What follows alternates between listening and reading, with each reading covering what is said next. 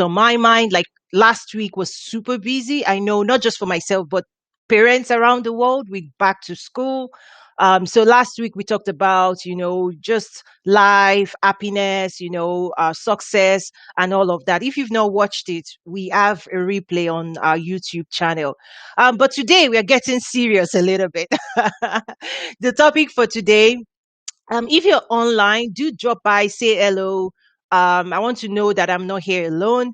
But anyway, today we're talking about retail and manufacturing in Africa. So, how is your week so far? It's been an interesting weekend. We had a great time on Saturday. I held a master class. The next one will be in October. Well, the next trade and investment facilitation will be in October, but I'm having another master class next month.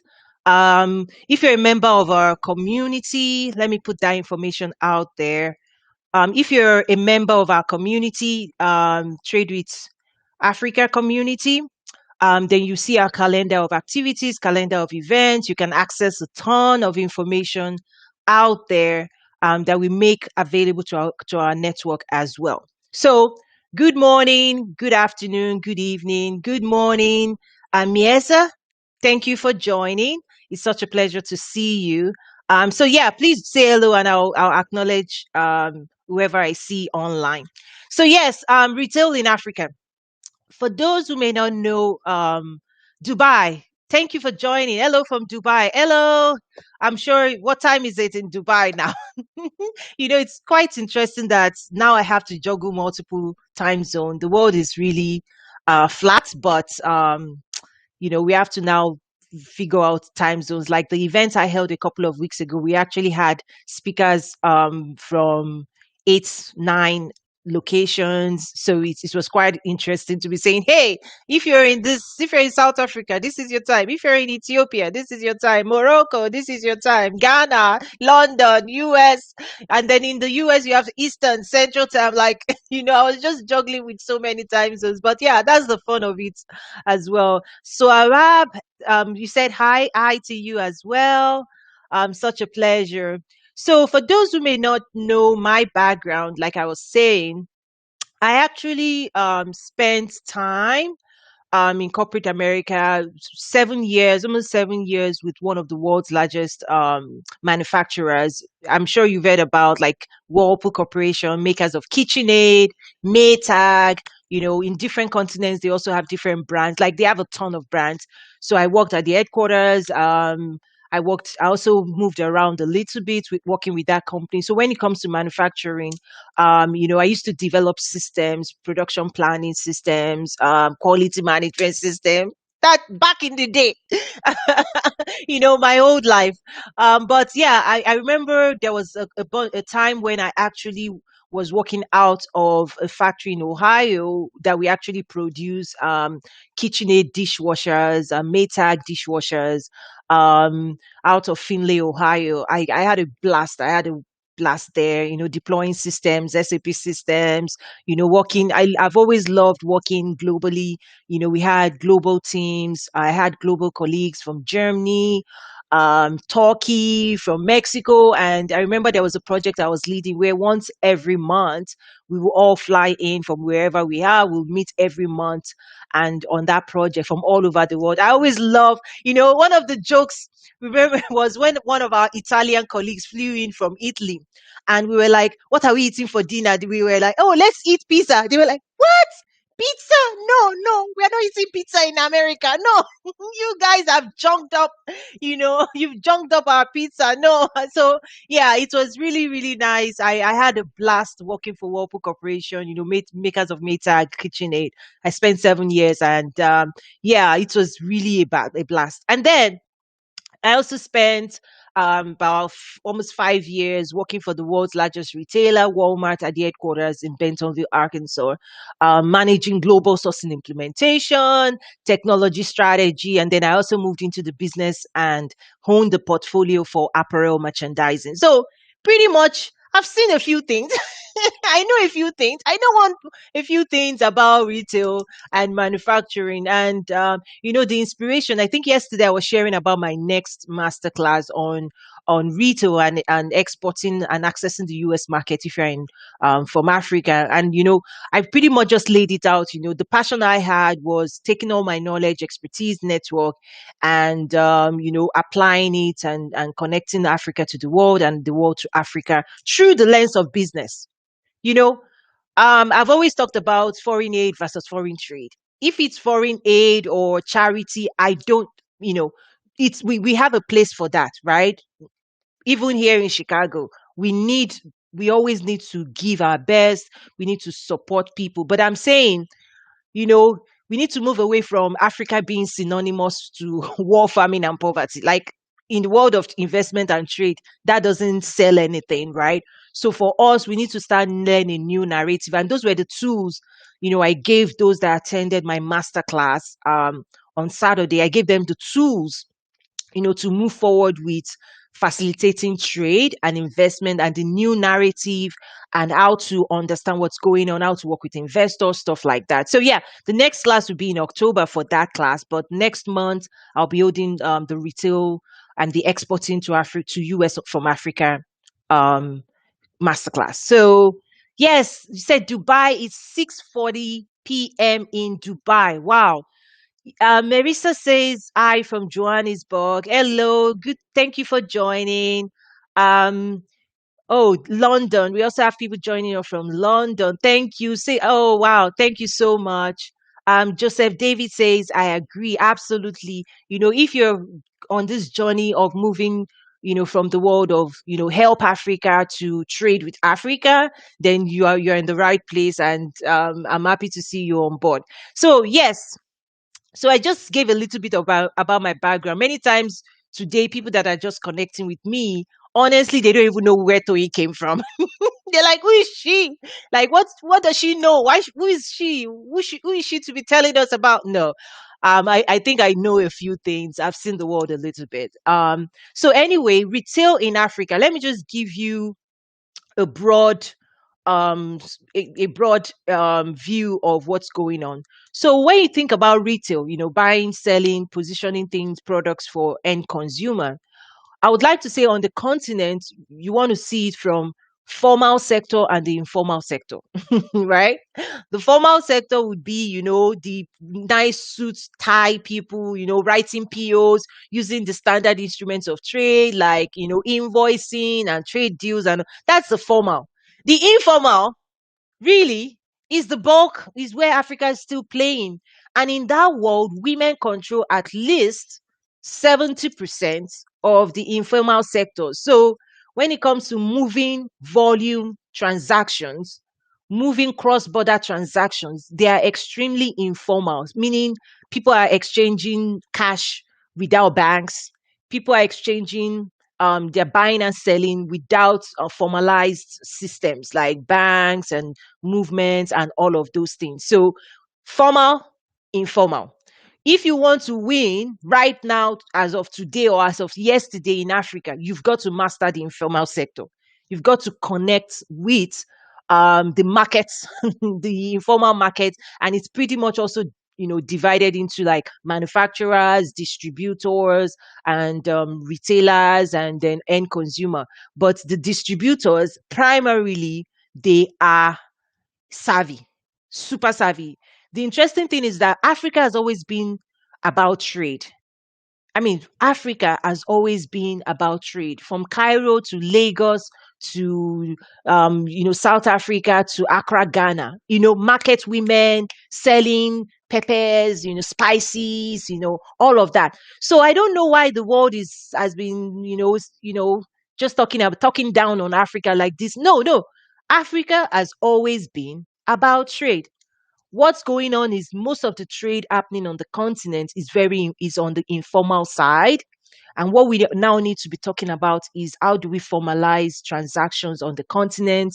How do we move that forward? And one thing I try to say in terms of women at the table is, you cannot, if you want to truly formalize trade across the continent, you need to bring those women to the room. You need to provide, education, I remember even my grandparents, right? Most of our parents went to school with cocoa money, cocoa and, money that, our grandparents, great grandparents, they will store it under the mat. Am I sharing too much? People, am I sharing too much? I'm telling you the real stuff, right? The real stuff is that many of our parents and our grandparents, they were sent to school with the money hand in trade. Then it used to be granite pyramids in the north, at least in Nigeria. It used to be cashew sales. It used to be cocoa. It used to be coffee. So the history of Africa is rooted in trade, but again, informal trade, right? Because before the banking systems came in, you just pull, mommy, I want to do this. You just see raw cash coming, raw cash. There is no bank transfer. No, go under the, and find what you need, right? But that's still somehow in some places, but formalizing businesses and the banking side of the continent has gotten stronger over the last 20, 30 years. The banking side on the continent is stronger. And a lot of those transactions, those women in the markets, they've been encouraged to bring their money to the banks, to drop it in the bank, and all of that. So, but in the context of the African Continental Free Trade Agreement, I still say, in order for us to fully formalize trade on the continent, we need to engage women, we need to educate, we need to bring them to the room. Now, and I see, please keep dropping your comments. When I just, if you've been a part of this every week, now you know the drill is that give Toyin some time to, drop drop everything on you guys, and then after that, I'll be able to go down the list. So please, yes, ask your questions, drop it in the chat room, and I'll get to it.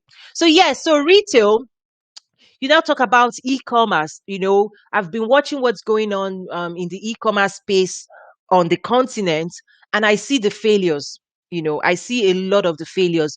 What people don't understand, they think, many people think, oh, just because I have a website, then I have a solid e-commerce business. No, I'll make. Do you know, in a few minutes I can actually activate a fully functioning, a fully operational e-commerce website in a few minutes. I have a technology background. You don't even, in today's world, you don't even have to build your own platform. You just need to subscribe here, pay monthly fees, and you have the technology platform. So one thing I see we need to really be clear on within the technology space. And Wale, I don't know if you're on. He leads tech, one of the tech news media houses on the continent. The real thing is that technology is an enabler to trade. Just building a technology platform or just building payment system and building this and thinking there is transaction, that transaction will just automatically happen. No, that's not the business of e-commerce. The business of e-commerce is the backbone, right? It's the logistics. It's the operational support. It's the warehousing infrastructure. And that's what is largely missing on the continent. So I watch Jumai, I watch Konga, I watch what's going on across the continent. But the reality is that technology is moving so fast, but the operation supply chain backbone infrastructure is crippling behind. Like, meanwhile, that's really the engine of growth. The other thing that is the engine of e-commerce growth is marketing, branding, big time, right? Just because I say Nazaru, if I do not talk about Nazaru and I do not feature it as a brand, your consumers, your customers cannot find you. If you are the best brand in the world, you are the best. I mean, the best e-commerce sites we don't even know about because they've not marketed themselves to us, right? The biggest brands in the world that we know, from Coca-Cola to Nike, they are the best marketers. And that's another gap that African businesses have. They are not investing enough in customer acquisition through marketing. A lot of times, like the platforms we've built, part of the reason we built it so big and we made so much noise is because we want to support other brands that can come on our platform, sponsor, put their brands, put their logo, and all of a sudden, within a moment, they acquire brand awareness using the platforms that we've built. But unfortunately, that's probably the last thing on people's minds. So Yes, technology. Yay. I'm a technologist by profession. I studied, my first degree is mathematics. I went to school here studying information systems in terms of how you use technology to drive your business. A lot of the I used to design technology strategy of and manage a portfolio of 250 million technology spend for the backbone of the world's largest. So if you are not investing in your backbone, your warehousing, your supply chain, your operations, um, you can plaster a nice website and put it and make it look glossy and nice. But if you cannot meet the demands, if you cannot reach the customers, if you cannot, support them, and if you cannot scale and your backbone cannot support volume, customer service, all of those things, those are the things that I see that is largely missing. When I see what people are doing in e-commerce, e-commerce is not is not just a website.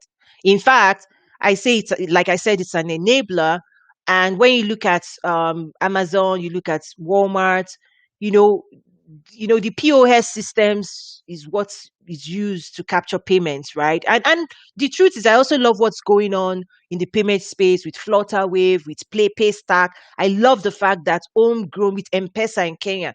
I love that the fact that homegrown solutions are moving faster even than foreign players, because foreign players are like, oh, Africa, what's in it for us? No, but what's going on is that the future of Africa, the foundation is being built right now. And if the foreigners keep waiting, right?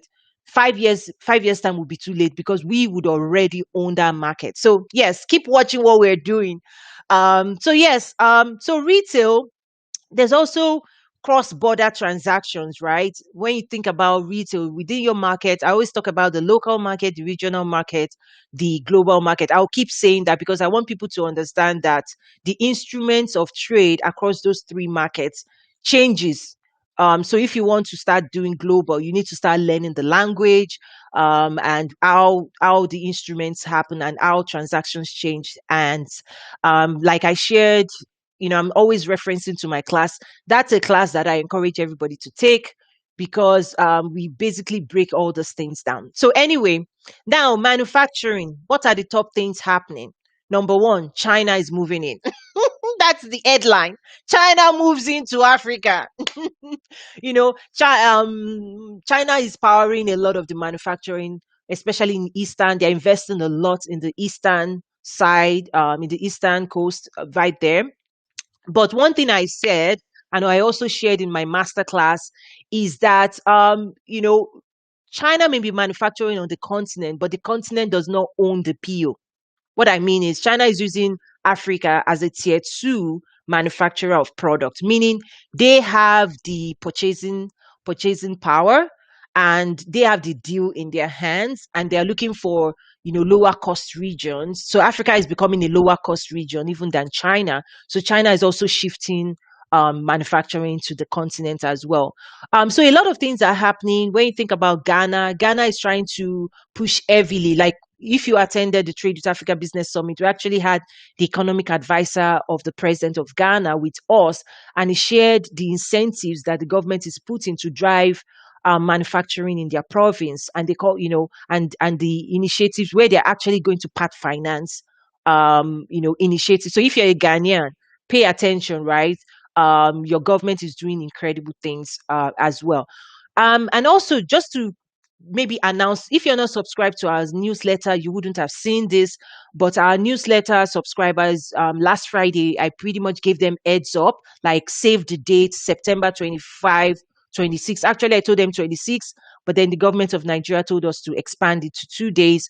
So we'll be hosting the first ever Nigerian investment conference in partnership with the Consulate of Nigeria out of New York. So we're working on that. Save the date, September 25 and 26. And what we'll be talking about, we'll be talking about industrialization, trade financing, export promotion. What are the opportunities to invest on the continent, but also to trade and transact with Nigeria. So yes, let me stop right there. I know I could just keep going on, but I see a ton of comments. So let me quickly run through your comments.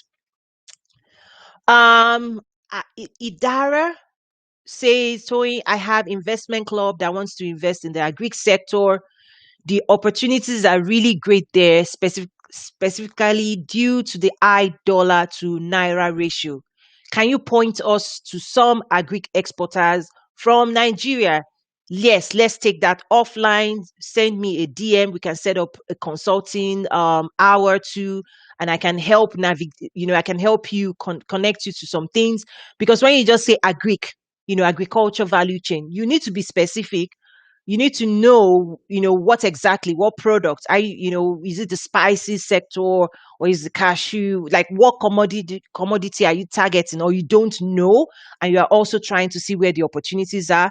We definitely can help you. We can set up 1 hour, 2 hours of consulting time, and we can help you narrow down what you should do. We can also probably make some connections once you've decided what it is you want to do. We'll be happy to support you as a client as well. So let's take that offline.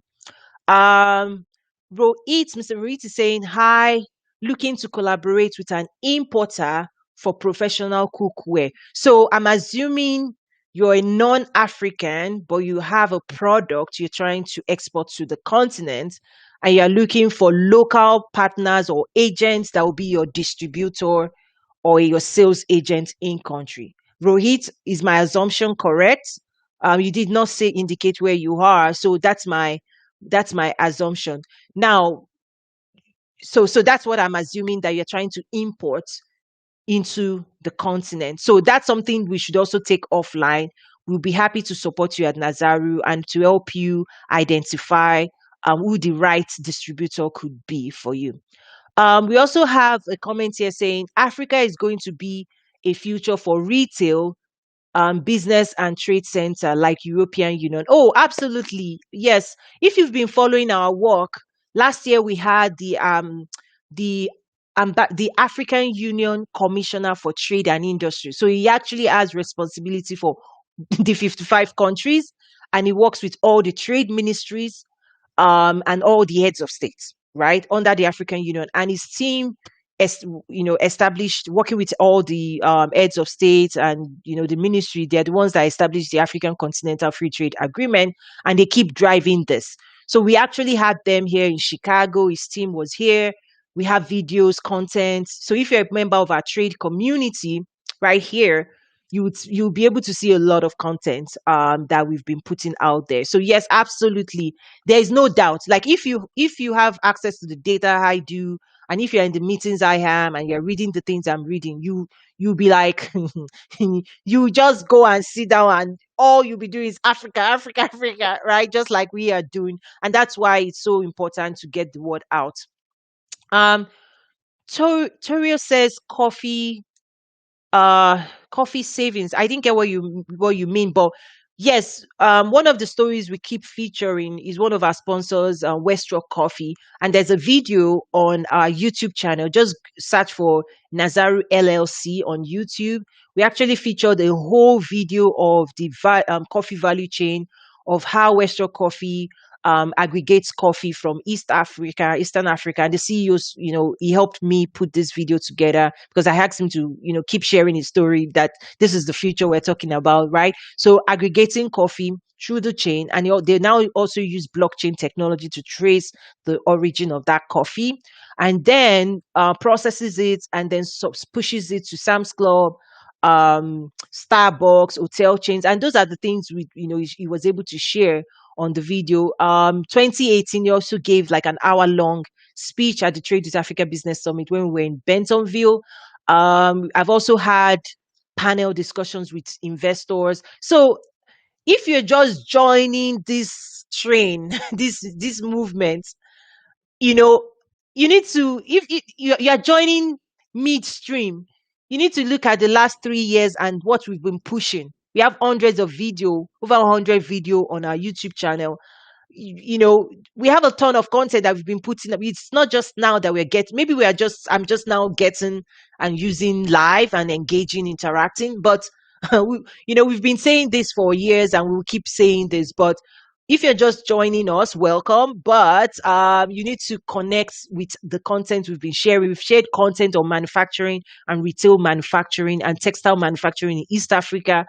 We've posted videos, we've posted content. Now join our community and you will immediately see a ton of content that is grouped by by topic. One of the reasons we built that community is because every time I share something online, like this conversation now, those who watch this conversation, they'll be like, yeah, we get it. Then the next 24 hours, it's gone.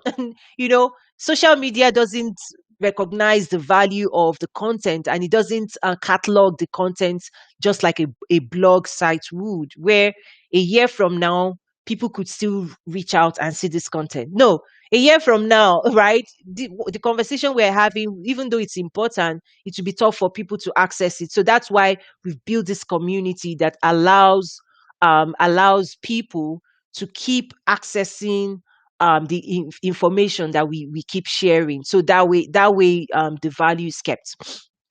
Um so okay, fully agree. Thank you. Check me if you don't agree. Please check me. I'm always learning. I'm always seeking knowledge. So if there's something that I don't know, please share. I would love to know. Joseph Davis says, thanks for your experience on explaining thoroughly the two African markets. Yes, we've also created content around tariff, non-tariff barriers. If you're trying to go to new markets, you need to start understanding what's tariff barrier, what's non-tariff barrier, because a lot of times the AFCFTA or AGOA would remove tariff, but the standards, okay, the standards will not be lowered. And those are called non-tariff barriers. You still need to abide by rules like FDA, you have Department of Agriculture. If you're bringing, you still need to abide by their rules, their non-tariff barriers, meaning the US market would not lower those barriers or their standards just because you want to come and trade in their market. No, these are our standards. If you want to come under AGOA. We've eliminated tariff. Tariff is 10%, 15%, 20, depends on the category of product that you're bringing in. So we've also created a video around that. If you want to learn again, join our community. Um, Idara says, so true. E-commerce in Africa is limited by access to data, not just data, infrastructure, warehousing, the backbone, what I would call the backbone of trade in terms of formalized trade. And I caution people to not just equate in fancy looking website to an e-commerce, a solid e-commerce business. Totally two different things. How many websites are out there that cannot boost transactions? So we also see Mr. Joseph saying increased volume equals increased cash flow. Yes and no. There's a different type of game that Amazon plays. They play in the volume game, but they actually play more of the market capitalization. So for a long time, they didn't make money. So its cash flow is not it. But they got market share.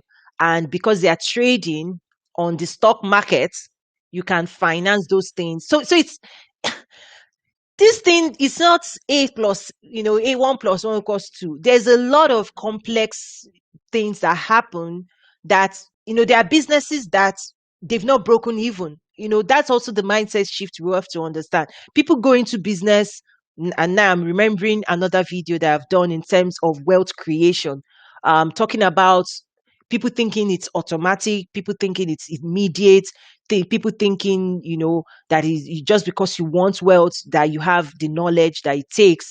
I'm telling you, the biggest brands employ the most brilliant minds, PhD people, human behavioral scientists, all of them, in order to figure out how to get us to swipe, to swipe your card, in terms of, so many techniques, and that's one thing I'm trying to get people to see, that just because you go into business, you have to acquire skills, you have to train yourself.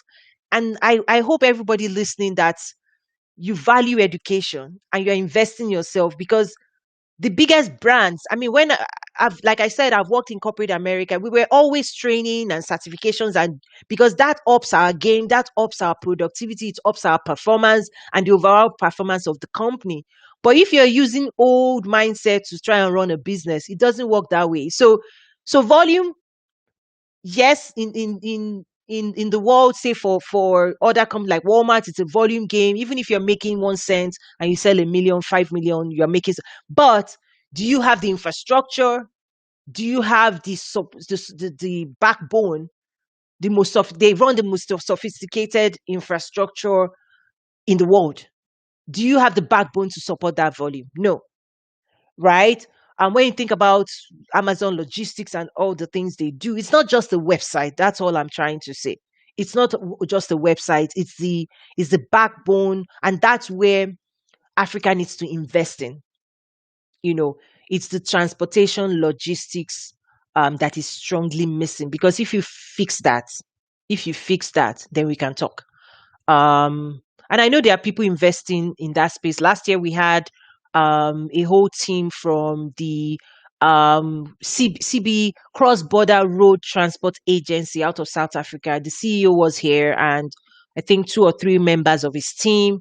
Again, we have his presentation. If you want to learn more about the Linking Africa plan, which he presented in terms of logistics in the southern region, of Africa. We have content.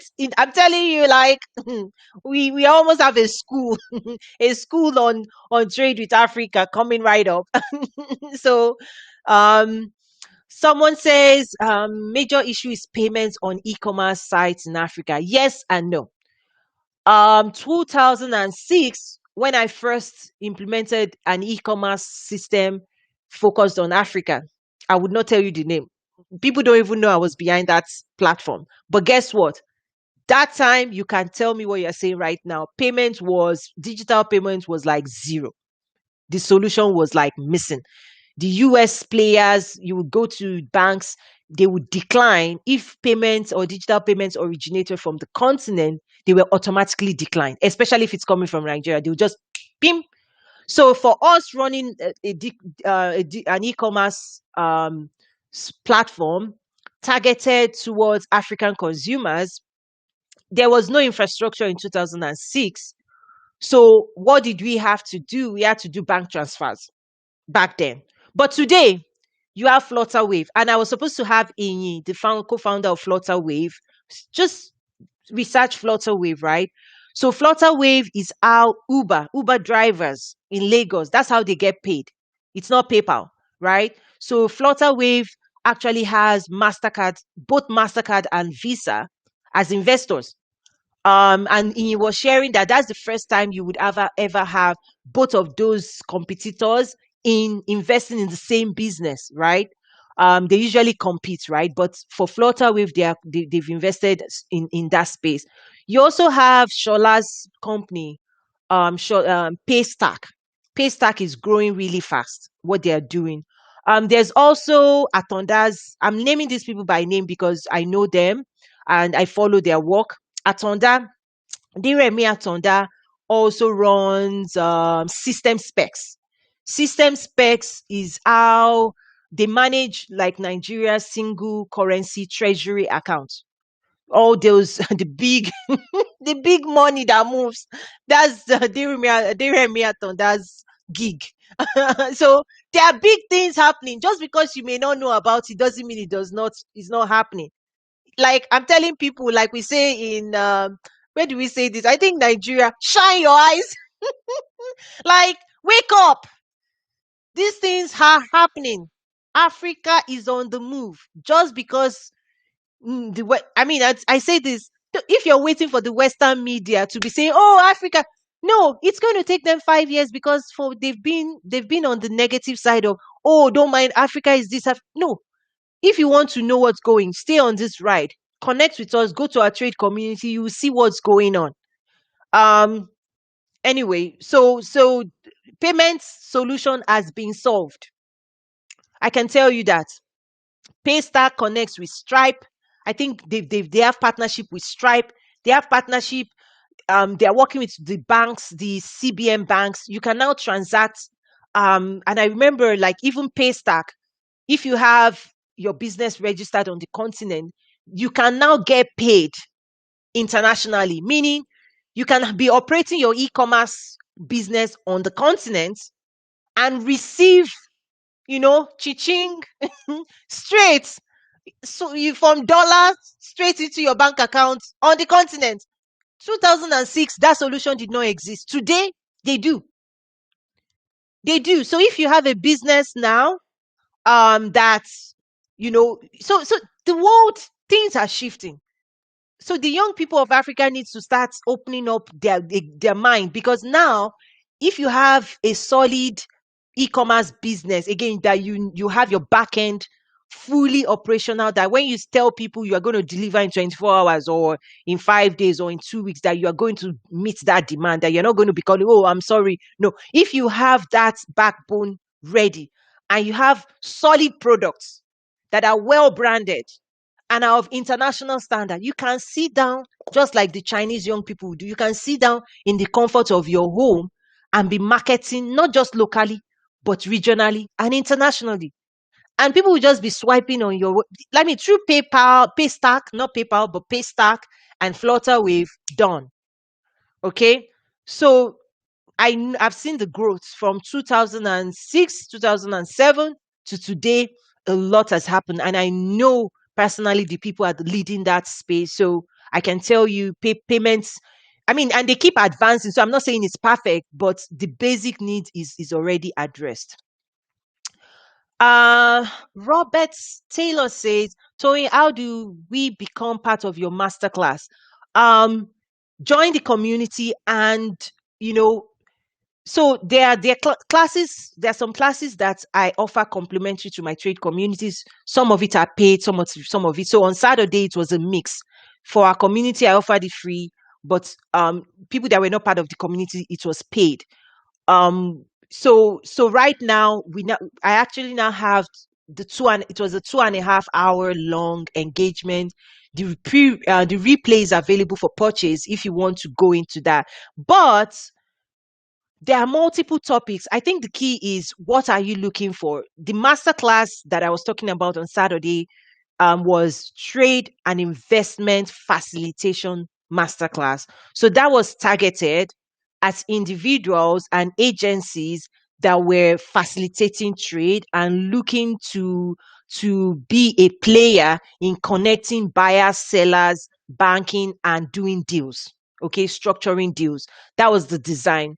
The one that is coming up, I believe September 5, is targeted at businesses that want to export from Africa into the US market. In terms of export development, how do you design your distribution chain? Because many people may have a product, but they don't understand that that product could end up in there are different distribution channels that you could design. For example, is it a raw commodity that you want to push to a manufacturer that then processes it to create a finished product, or is the product ready to be sold directly to end consumer, so B2C, or is it a B2B? So how do you determine that? We are also going to cover um, like low hanging fruit. What are the immediate commodities that Africa can compete with right now in the US market? So the next one the next masterclass is specific to that. And we also have training around AGOA, sales, sales and business development as well. Because what's going on is, as I engage with people, I'm finding out that the needs are different and we need to be more savvy.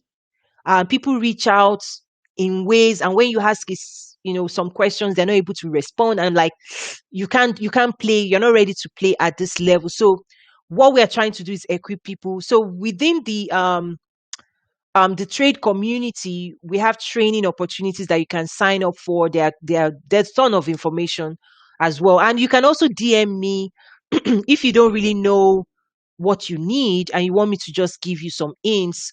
We are able to do that as well. um so okay, so there are multiple. I see someone asking for the link, so look at the screen. From a trade community standpoint, we have Nazaru.trade. But if you're looking for broader services, not just the community, we then have Nazaru.com, which is our company page, and we showcase the various services that we have to offer. The other thing that I also offer is personalized coaching or group coaching. So depending on what it is that you need, there are times when an hour personalized coaching with you, I may be able to steer you in the right direction, looking at your background and what it is you're trying to do, whether trade or invest. I may be able to like direct you within an hour or 2 hours, depending on what it is you want to you need. So we've tried to be flexible because one size, not everybody's at the same level, right?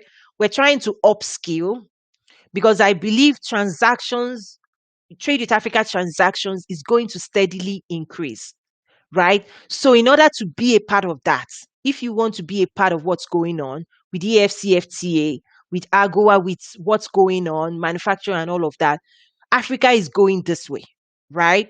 So, what we are doing, we are also investing time in equipping people because just because you talk about trade or you listen, I mean, what we've done, we've brought people together and we're still seeing that they don't know how to engage, they don't know how to talk. And I think tomorrow's newsletter or LinkedIn newsletter, I'm going to break some things down that I shared. There were some 6 derailers of trade and investment facilitation that I shared. And let me just share one. One of it is lack of trust. Many people do not know that in the world of regional and global trade, I'm not talking about local transactions where you go to a market, you show your money, you buy.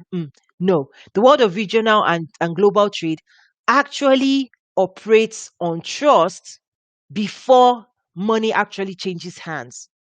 Okay.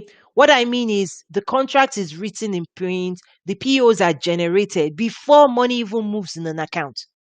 So what it means is in order for you to capture trade opportunities, you have to embark on trust first. People shake your hand, and people would, it's only when people believe you can deliver what you say you are delivering before they actually start creating a PO and say, okay, now we agree. You're going to supply this, you're going to do this in 6 months. These are the conditions, these are the terms of the deal. You sign, your lawyer signs, you do all those instruments of trade, you do a PO. Then that's when you can now start talking about money. You don't even see money when trade is happening. I'm saying global trade. It's pretty much on trust.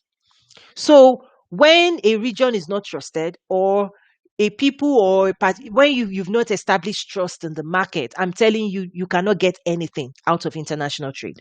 No, you're not getting anything. Because that's one of the derailers that we covered. So we covered a lot of those. We went deep dive into that, and then we covered the various stakeholders, how they think. The other thing is, the stakeholders of international trade, they think differently, they talk differently, they work differently. You need to master how you communicate to an investor, how you communicate to a buyer, it's different. You cannot communicate to each of them because they're looking for different things. So we covered that in that training now. And so I won't go too much into details. It took us 2.5 hours. And even that class was a condensed class because typically we want to spend 8 hours spread out maybe in weeks, or a 2 or 3 day engagement. So the next class is going to be designed differently because this was a crunch 2.5 hours of intense conversation. So anyway, I think that's it for today. Um, Corey saying excellent content and information. I appreciate that, but there's even much more if you join our community. I keep saying that. You're going to connect with trade experts. We have we have some people in this community that you cannot get. But because of our work and the relationship we have with them, they've joined. They've joined our community. You can search. We're growing fast every day. What we've tried to do is a concentration of trade experts, policymakers, business leaders that are focused on trade with Africa. That's it. And it has to be serious minded people, right? So we filter out those that just want to. If you just want to glance, go to our YouTube channel. We have over 100 videos and content there that we make available free. If all you're looking for is just to access that, please, by all means.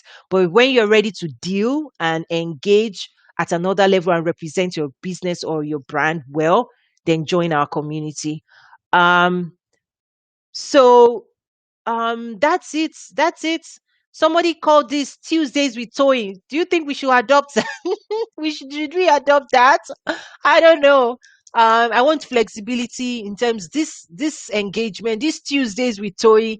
There's going to be a lot of changes in the coming weeks. Now that I feel I have a hang of it, there's going to be more changes as well. So on that note, guys, I'm thinking to bid you all, um, if you don't, if you have, I think I just, yeah, if you have more questions, please send a DM if you can be of help. I see you. Thank you. I see you. Thank you so much for your kind words as well. Um, so what else? That's it, folks. See you again next time for Tuesdays with Toy. It's really funny. It's really funny. But see you again next week. Cheers. Na, na, na,